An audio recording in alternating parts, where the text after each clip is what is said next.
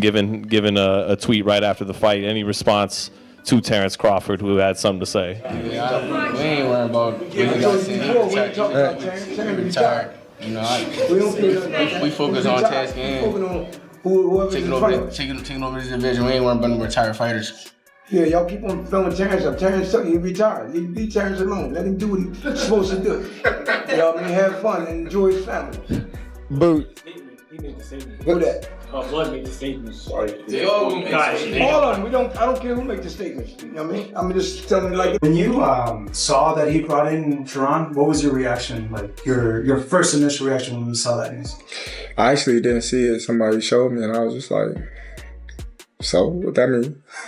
He's not me." Yeah. You know, as much as a lot of people, you know, say we have similarities, and you know we switch a lot and we fight a lot. He's not me, you know, and I'm not him. So. But you were on the show with Gilly, and he mentioned a bunch of names and just said, you know, are they going to be easy work or not? You said easy work to everybody, including Terence Crawford.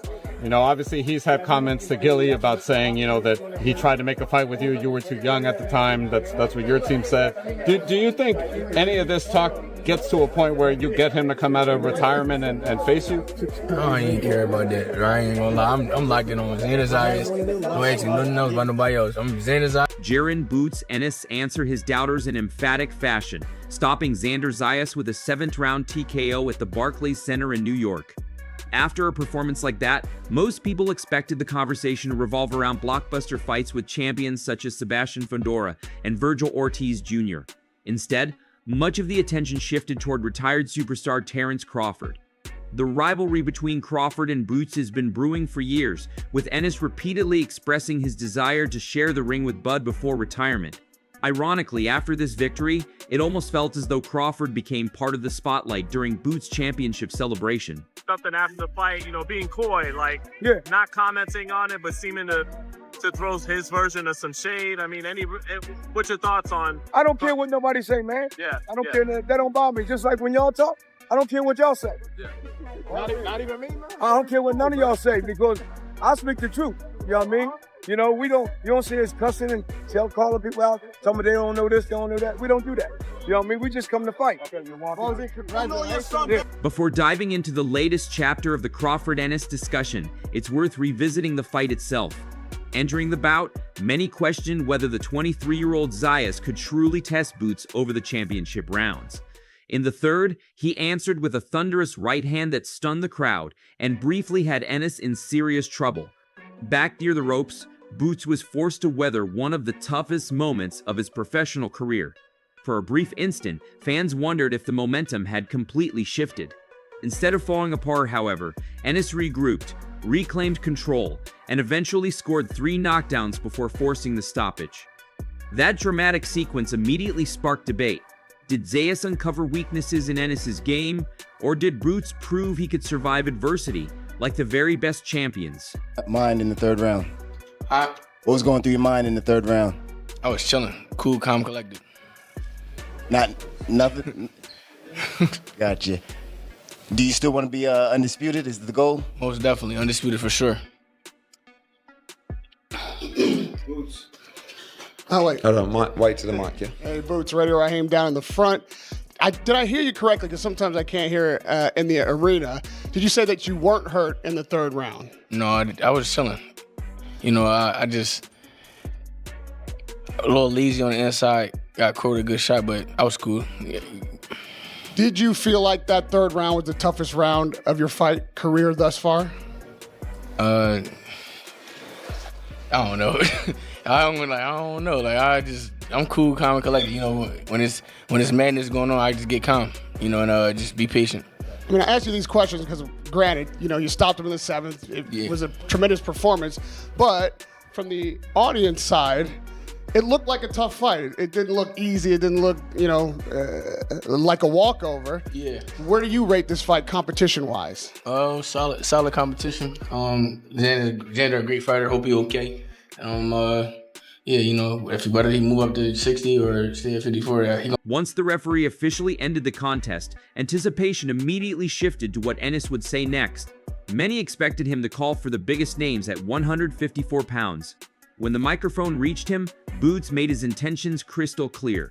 Rather than hesitating, he openly challenged Virgil Ortiz Jr. and declared that his mission is to collect every remaining championship belt until he stands alone as the undisputed ruler of the division. Why he ain't take the fight in the beginning? You know what I'm saying? Bro, I ain't be talking, bro. I ain't gonna lie. I'm trying to tell you, I'm really different. He gonna see firsthand. Cause he gets hurt a lot. He flat-footed and he been dropped multiple times.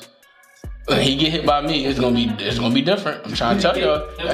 What would you grade your performance? My performance today, I gotta go back and watch it. I'll probably give myself like a C though. I know I'm way better than that, you know. And like a C plus, you know. I'm way better than that, you know. I was into the corner a little bit, not too much, you know. They was telling me to do speed, and I was one shot popping. It's the shots that you don't see. I should have been using a little bit more speed, but everything is gonna be good. We're gonna go back to the lab and get ready. During a post-fight press conference, Ennis refused to get pulled into the narrative many reporters were trying to create. Long before fight night, comparisons between Boots and Terence Crawford had dominated headlines, with plenty of questions hinting at a dream matchup. The media repeatedly steered the conversation toward convincing the retired legend to return instead of keeping the spotlight on Ennis's immediate future inside the division. As great as Boots Ennis is, I still don't think he's getting the respect from a lot of hardcore boxing fans. They're like, yeah, he looks good, he switches stances. We saw what he did in his last fight, but it was against a no-hoper. This is feels like the moment for Boots. Not only do I think he has to win this fight, I think he needs to dominate and separate himself from Xander Zayas and say, look, this guy's not even on my level. I'm at the Terence Crawford level. That's the level of fighter I am. He has a chance to prove that. He's got to be dominant. He's got to be sensational. And I certainly... To understand why that storyline gained so much momentum, many pointed toward promoter Eddie Hearn. Before the fight, Hearn openly discussed what he considered the ideal outcome. His vision was for Boots to dominate the undefeated Zayas, unify more titles, and build enough momentum to tempt Crawford back into the ring. Hearn knew convincing a retired legend wouldn't be easy, but he believed an unforgettable performance could generate overwhelming public demand. Even after Ennis publicly shifted his attention toward Virgil Ortiz Jr., much of the media continued pushing the Crawford angle, believing it remained the biggest possible event in boxing. If there's loads of money on the line, because he knows how good Ennis is, and he's not going to fight anymore unless it's for a lot of money. So we have to do what we say. We have to prove the quality of Ennis, and he has to earn his shot against Crawford. But that is the fight that I look at in 9 to 12 months' time, 3 fights down the line. And I think US fight fans are going to be crying out for that fight. Like, you imagine if we beat Lima on Saturday, we beat Ortiz, we beat Fundora or Mertzalayev or Zayas, everyone will be calling for Ennis v Crawford.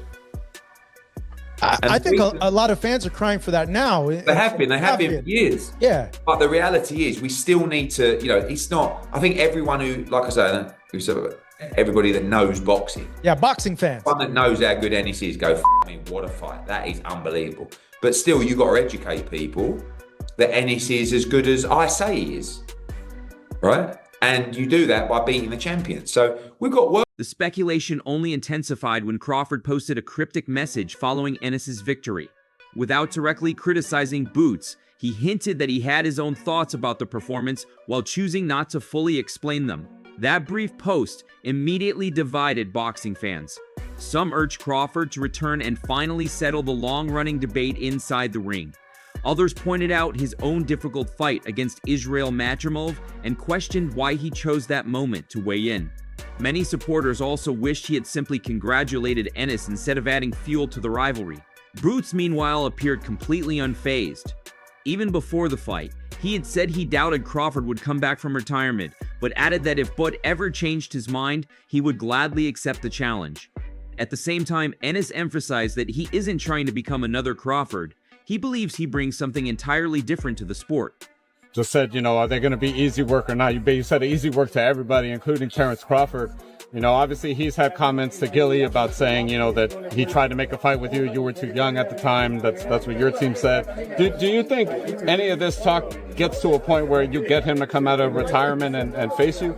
I don't even care about that. I ain't gonna lie. I'm locked in on Xander Zayas. No asking nothing else about nobody else. I'm Xander Zayas. That's it. Crawford? I mean, I don't know. He retired, so he that's what he's doing right now. He in retirement, he chilling, so we'll see. If he come out, you know, we'll see. You said you're different than even him or any other fighters, but what is different about Jaron Ennis than a Terence Crawford or anyone else for that matter, but specifically Terence? I'm just different. Y'all know I'm different. Y'all gonna see on Saturday. The way I just carry myself, the way I fight, you know, just my skills, my ability, defense, everything. Y'all gonna see. At his latest media session, Brutes once again refused to let the Crawford storyline dominate the discussion. Whenever questions drifted toward the retired champion, Ennis quickly redirected the focus back to his victory over Zayas and the challenges ahead. His father, Bozy Ennis, also encouraged everyone to stop fueling unnecessary drama and allow both fighters to move forward without endless speculation. Hearing about Terence Crawford throughout the build-up to this fight, but he did tweet something that definitely seemed like in relation to this fight without saying much, but, you know, given a tweet right after the fight. Any response to Terence Crawford, who had something to say? Yeah, we ain't worried about what he got to say. He retired. You know, we focus on task and taking over this division. We ain't worried about no retired fighters. Yeah, y'all keep on throwing Terence up. Terence, he's retired. Leave Terence alone. Let him do what he's supposed to do. You know what I mean? Have fun and enjoy his family. Boot. He made a statement. Who that? Blood made a statement. All of them. I don't care who makes the statement. You know what I mean? I'm just telling you like it is. Yeah. Right. Boots Bozy, man, congrats. Hell of a fight, hell of a performance, man. Question, were you more shocked that he made it out of that first round assault or that he got up from that perfectly placed, the second knockdown? Were you more shocked that he got up from that or made it out of the first round? I don't know. The world wants to know. I mean, the first knockdown, I wasn't trying to like really rush it. You know, I knew he a game fighter. You know, like, he got good fundamentals. You know, he's a solid fighter, and he was a champion for a reason. So you can't just go in there and rush it and try to get the knockout. You know, you gotta be patient, and that's what I did. So, but the second. While social media focused on the controversy, undefeated champion Shakur Stevenson offered a very different assessment. Rather than dwelling on the difficult third round, Stevenson highlighted the overall quality of Ennis's performance. He argued that Boots displayed outstanding defensive instincts, ring control, and technical ability throughout the contest. Stevenson was so impressed that he compared portions of Ennis's performance to the polished displays once produced by Floyd Mayweather. Praise from one of boxing's most technically gifted champions added another layer to the discussion and challenged claims that Ennis had looked vulnerable. For Boots Ennis, Eddie, a couple other people, called Boots the natural successor to Terence Crawford, and obviously I know your relationship with him. Do you feel that high on Boots as well, or? Hell yeah, I think Boots a hell of a fighter. I don't know about the natural sensation, whatever that is to Terence Crawford. I think Boots is his own fighter, Terence is his own fighter, but I think they both hell of a fighters. I've been around Boots for years, and he's a true. Boxing journalist Sean Zittel also weighed in on the ongoing Crawford-Ennis conversation. He admitted that he had long hoped to see the matchup while Crawford was still active because he believed it had all the ingredients to become a memorable event. Although Bud's retirement makes that unlikely for now, Zittel maintained that Ennis's switch-hitting ability, athleticism, and punching power would always have made him a dangerous opponent. He also praised Xander Zayas, describing him as one of boxing's brightest young talents and expressing confidence that the loss would not prevent him from having a successful future. Him and Benavidez were my favorite fighters to watch in the sport. That I was always banging the drum for them to get the shots against Canelo Alvarez and Terence Crawford. It never happened. Terence threw some shade after the fight, which is, between them. I don't think the fight will ever happen, but I think that fight could have been special once upon a time, even if Crawford was the favorite, deservedly. Ennis's speed and power, being ambidextrous like Crawford, he was a threat to Crawford and always will be if Crawford's ever thinking of getting back in the ring, especially at this age. But there came a time where Ennis's career was stalling out a little bit. He unifies, he becomes the welterweight champion against Stanionis, but welterweight became thin and the lightweights moved up once he left, really. And welterweight just wasn't as talent rich as it was. He wasn't getting the big fights for a few different reasons. But now he's not only back in business, his stock is higher than ever. He had a great ring walk with Jadakiss, and the crowd in Brooklyn really loved him and took to him. There's a lot of Puerto Ricans here tonight, but it was really about 50-50, maybe 60-40, you could argue, for Zayas. But he drew a lot of fans in Brooklyn tonight, too, who all loved his performance. So he's never been bigger as a draw. He still showed just enough vulnerability to get the other top guys to want to jump in the ring with him. And sure, he'll have to tighten some things up against those guys, but his talent is just... Promoter Eddie Hearn also responded to comments from Virgil Ortiz Sr., who suggested Boots still needed to earn a fight with Ortiz.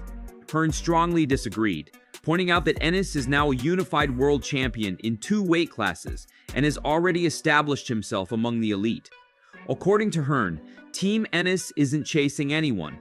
While they remain interested in facing Ortiz and have previously shown their willingness to make the fight happen, their primary objective is now becoming the undisputed champion by collecting the remaining major titles at 154 pounds.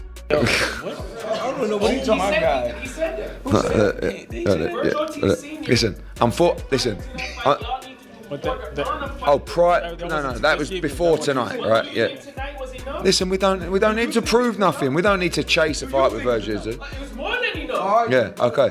But what I'm saying, listen, we're not getting into that. What I'm saying is, listen, and I said this before Boots come in, we are not going to sit there with full of arrogance like some people would right now and say, tough luck Virgil Ortiz, he's the unified world champion, he's a superstar of the sport, get in line and take your 15% for a voluntary defence. That's what some people would say if they were arrogant. What we say is, we love the big fights, but we took that Virgil Ortiz fight, he signed for that fight, right? We took that fight for no belt. We took it for the fans to prove he was the best. Unfortunately for Virgil Ortiz, the team, everybody, Everett, Sean, we did an unbelievable job to land the unified world championship. And now he's the unified world champion. So, sorry Virgil, in a way, we want to be undisputed, but we don't rule out that fight. It's a big fight, but he's about legacy. Veteran analyst Teddy Atlas also offered high praise following Ennis's latest victory. After years of closely evaluating Boots, Atlas believes his performance finally removed any remaining doubts about his status among boxing's elite. In his view, Ennis has earned the respect of critics and now deserves opportunities against the biggest names available. Atlas believes the stage has officially been set for Boots to prove he belongs among the sport's true superstars. A star, but it's been confirmed. Yeah, there you go. Is that fair? Yeah. It's been confirmed that he should be a star. Absolutely. That was he earned impressive. it. He earned it. You said, too, he got tested. He showcased his skills, his speed. He got tested. He's got the goods. Now everybody's going to talk about what we mentioned earlier. Is Fedora next? Who's next? And they can also say they took this fight too soon, which, the seasoning, he wasn't mature enough. But I'll tell you one thing. He fought the worst kind of fight, game plan. Showed heart. I applaud him. But behaved like a fighter, like a champion. But that's not, my God almighty. That's terrible. Oh, that's terrible. That's how you shorten a 23-year-old fighter's career. I mean, you just took a lot of punishment. And we were asking with the reports every day. We got to pick one. Listen, we've been over 70% at the ropes. You're not going to win all. You won 7 out of the last 8 coming in. The junior middleweight division has become one of boxing's hottest weight classes, and Jaron Ennis is now standing at the center of it. He overcame the toughest scare of his career, captured another unified championship, and left the arena with the sport buzzing about what comes next. The biggest prize may not even be the belts around his waist. It may be the conversations his performance created. Has Ennis done enough to convince Terence Crawford to reconsider retirement for one final showdown? Or did the dramatic moments against Zayas reinforce Bud's decision to stay away? Only time will answer that question. Share your thoughts below. Would you still want to see Crawford and Ennis meet inside the ring? If you enjoyed today's video, don't forget to like, subscribe, and turn on notifications so you never miss our next boxing update.